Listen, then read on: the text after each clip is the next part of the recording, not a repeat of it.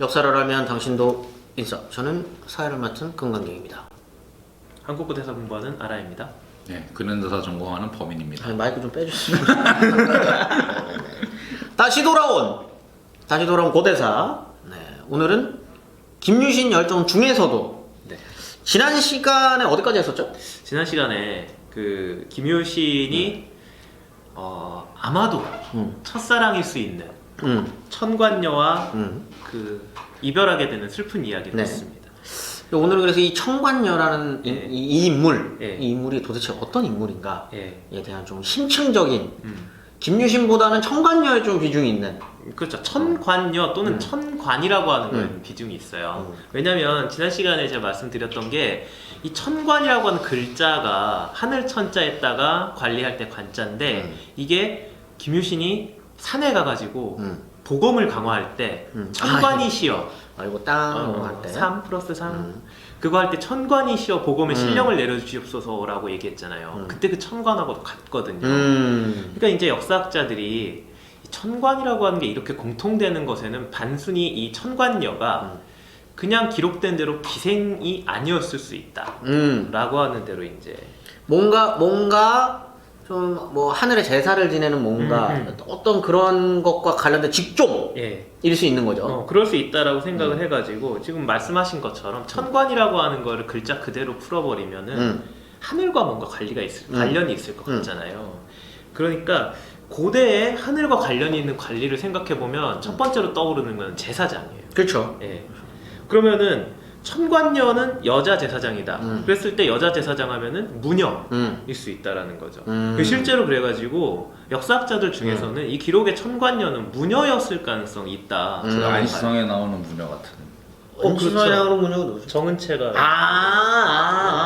정말 비중 잠깐 나왔었던 그. 중요합니다. 중요하죠. 그분이 의미 밀고를 가지고. 근데 비중은 별로 없었다. 설현이 그분이 밀골에서 죽었잖아. 설현이 아니라 저기가. 약간 압류발. 네.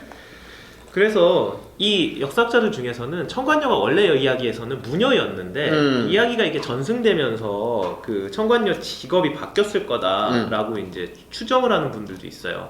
그러니까 이야기의 극적인 효과를 위해 가지고 좀 왜곡이 됐을 거다.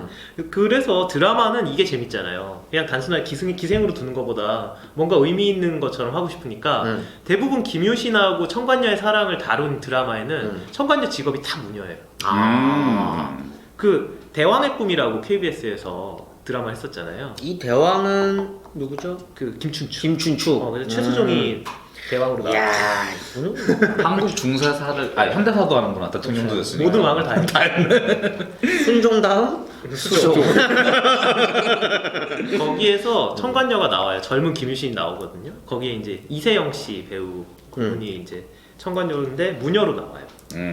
근데 그렇다면 이제 무녀라고 하는 하나의 이야기가 나왔잖아요. 근데 복엄 강화 얘기했을 때 천관이라는 걸 불렀었잖아요. 네. 그럼 그것도 무녀일까? 또 근데 역사학자들은 그것은 무녀라기보다는 좀 더 다른 존재였을 가능성이 있다고 봐요. 같은 한자임에도 불구하고. 같은 한자임에도 불구하고. 그래요?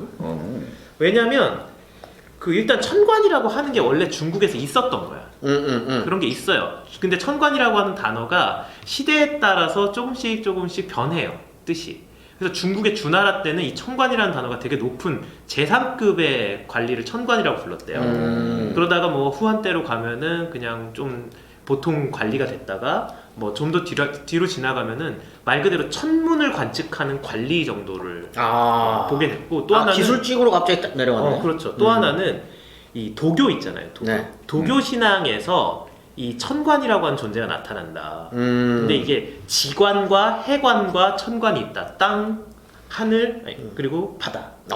그렇게 해서 천관이 삼관신이라고 하는 신으로서 나타난다. 라는 얘기도 있어요. 약간 그 캡틴 플랜이죠. 그러니까 땅불바람 물마음인데. 다섯 아니 가지 지간 그 영화 있잖아요. 뭐였지? 지관? 그건 영화 제목이 수질이- 지간이었나?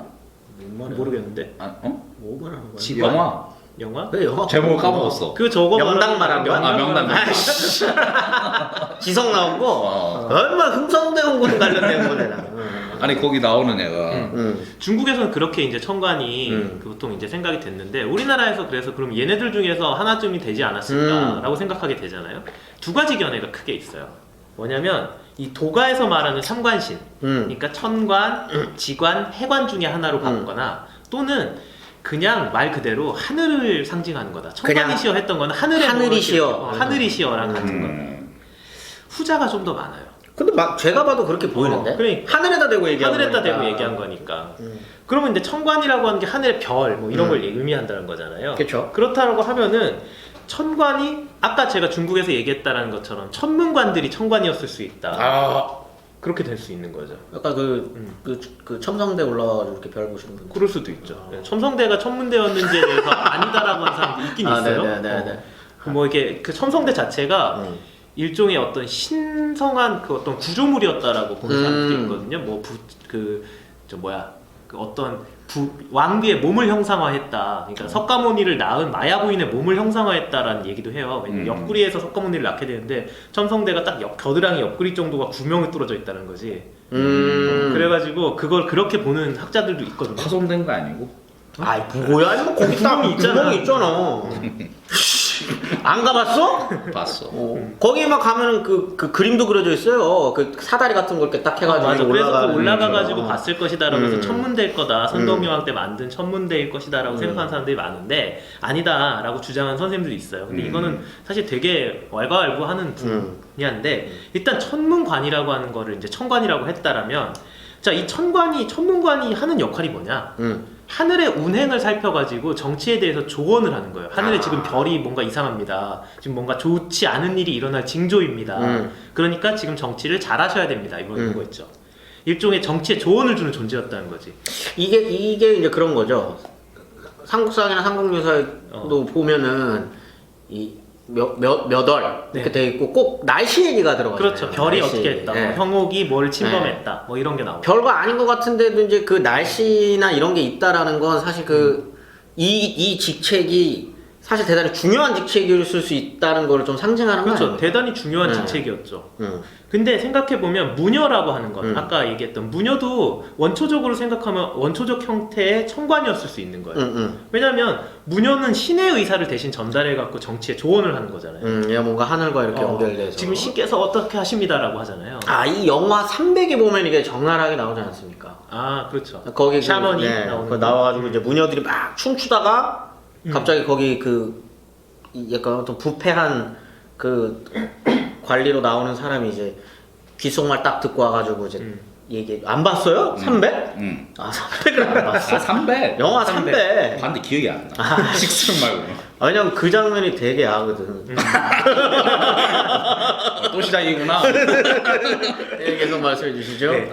그러니까 이제 고대면은 이제 신이 곧 하늘이다라고 하면 무녀가 천관일 수도 있는 거예요. 그렇다면 이제 천관이라고 하는 존재, 이 김유신 이야기에 나온 천관이라고 하는 존재가 그냥 단순하게 어떤 여자를 이야기하는 것도 아니고 어떤 기생을 얘기했다기보다는 김유신의 어떤 정치적인 조언자, 그렇죠. 협조 세력이었을 가능성도 있다라고 이제 점프하는 견해들이 나타나요. 크게 보는 거네 이거. 예.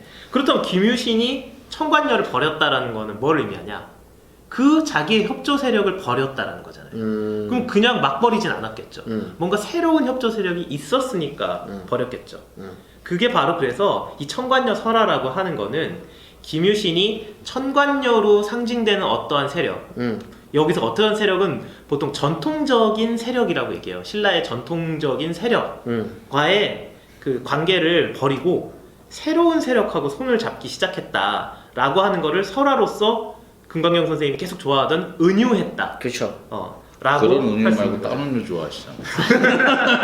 근데 원래 특히 고대사 쪽은 이 지금 근현대의 사고방식과 너무나도 다른 그렇죠. 예. 사고 속에 있는 거기 때문에 여기에 남아있는 기록들을 있는 그대로 받아들이는 건 사실 무의미한 거고 이 안에 있는 수많은 은유들을 파악하고 해석하는 게 핵심인 거잖아요. 그렇죠. 여기서 말하는 거는 그렇기 때문에 좀 너무 점프했다라고 또 말씀을 해주셨지만 요런 정도의 추정 정도는 가능한 게 아니냐, 그렇죠. 이렇게 주장할 수 있는 거 아니에요? 이런 주장이 충분히 가능하고 그래서 이 천관이라고 하는 게 어떠한 정치 세력의 은유였을 수 있다라고 보는데 신기한 거는 이제 김유신이 죽은 지 한참 뒤인데 후대에 가서도 어떤 천관이라고 하는 게 어떤 정치 세력을 상징하거나 아니면 굉장히 왕권에 밀접한 관계를 가진 어떤 세력이라는 거를 추정하게 하는 사례가 또 있어요. 뭐냐면 이제 약간 김유신하고 멀어졌어요. 근데 김유신과 아예 관계가 없는 것까지는 아니에요. 뭐냐? 신라가 이제 그 우리가 신라를 상대, 중대, 하대라고 나눌 때 또 왕권에 어려운 대해서 얘기네. 그 어려운 얘기 굳이 설명은 하진 않을 네. 거예요. 근데 그 하대를 시작하는 왕이 선덕왕이에요. 그 사람 이제 우리가 알고 있는 선덕 여왕과는 한자가 다른 선덕왕인데 이 사람 이름이 김양상이거든요. 근데 이 김양상이 그 후사를 남기지 못하고 죽었어요. 이 죽은 다음에 누가 그 뒤를 이을 것이냐를 가지고 갈등이 있었거든요. 그때 이제 가장 유력한 후보가 김주원이라고 하는 사람이 있었어요. 요거 어디서 많이 듣던 이야기인데 혹시 그 팟캐스트 해공왕 예, 해공왕 때. 편에 있는 이야기죠? 얘기를 했죠. 근데 구체적으로는 이 얘기를 하진 않았기 때문에 한번 들려드릴게요. 그 김주원은 김춘추 태종 무열왕의 후손입니다. 근데 이 김주원보다 조금 밑에 삼국 유사에는 뭐라고 써져 있냐면 차석이라고 돼 있어요. 김주원이 수석이고 이 사람이 차석인데 이 사람이 김경신이라는 사람이 네. 있었어요. 김양상하고 굉장히 친했죠. 근데 이 사람이 이제 김양상이 죽기 전에 꿈을 꾼 적이 있어요. 네. 무슨 꿈을 꾸냐? 꿈에서 머리에 쓴 두건을 벗고 흰 갓을 쓰고 흰 갓. 네, 갓을 하얀 걸 쓰고 손에다가는 12현금 12줄이 그 줄이 있는 그 가야금 같은 거죠. 12현금을 잡고 천관사의 우물 속으로 들어간 거예요. 꿈에서. 꿈에서. 근데 두건을 벗었더니 흰 갓이 나온 거예요? 그러니까 두건을 벗었는데 흰 갓이 있어서 쓰고 그리고 주변에 보니까 12현금이 있어서 그걸 잡고 이렇게 띵까띵까 하면서 천관사 우물 속으로 들어간 거예요. 놀랐어요. 깜짝 놀랐어요. 왜냐면 흰 갓을 쓰고 있는데 그 위에 두건을 썼다는 건 줄 알고. 갓을 썼는데 그 위에 두건을 이상하지. 썼다는 네. 자, 이상하잖아요. 꿈을 꾸면 이상한 꿈을 꾸면은 이때 사람들은 점장이 불러갖고 해몽을 그렇죠. 해보나 봐요. 점장이를 불러갖고 점을 쳐요. 저희 같으면 이제 이상한 꿈 꾸면 로또를 사는데. 이제 점장이를 불러.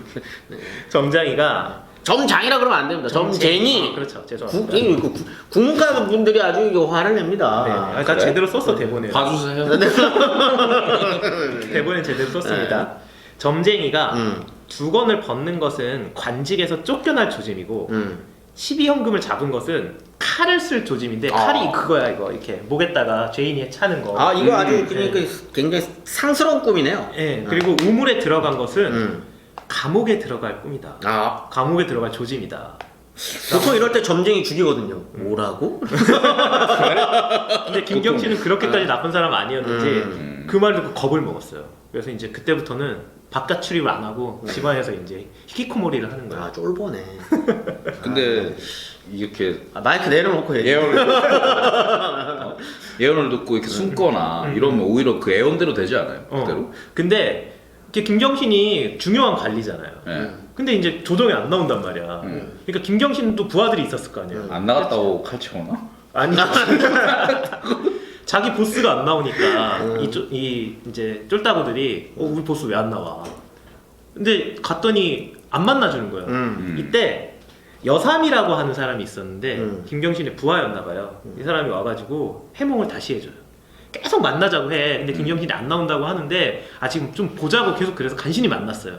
그리고는 김경신이 그 꿈 얘기를 해주는 거지. 이런 꿈을 꿨어. 하니까 이 여삼이 쓱 듣더니 제가 꿈을 무슨 뜻의 꿈인지 알겠는데요. 한 가지 조건이 있습니다. 왕위에 오르셔가지고 저를 안 버리신다면 제가 해몽해드릴게요. 씨 이거 큰 그림 그리네요. 큰 그림 그렸네. 사실 스포를 한 거예요. 꿈이 왕위에 오를 꿈이라는 거잖아요. 두건을 벗는 것은 내 윗자리에 사람이 없다는 겁니다. 자, 그리고 흰 갓을 쓰셨다는 건 아까 그 점쟁이 흰갓 얘기는 안 했거든. 근데 흰 갓을 쓰셨다는 거는 그게 면류관을 쓰실 조짐입니다. 면류관 임금이 쓰는 관이잖아요. 12현금을 잡았다는 거는 당신이 12대 손자까지 왕위를 물려줄 수 있을 거라는 것입니다. 천관사 우물에 들어간다는 거는 대궐에 들어갈 조짐입니다. 이렇게 달라?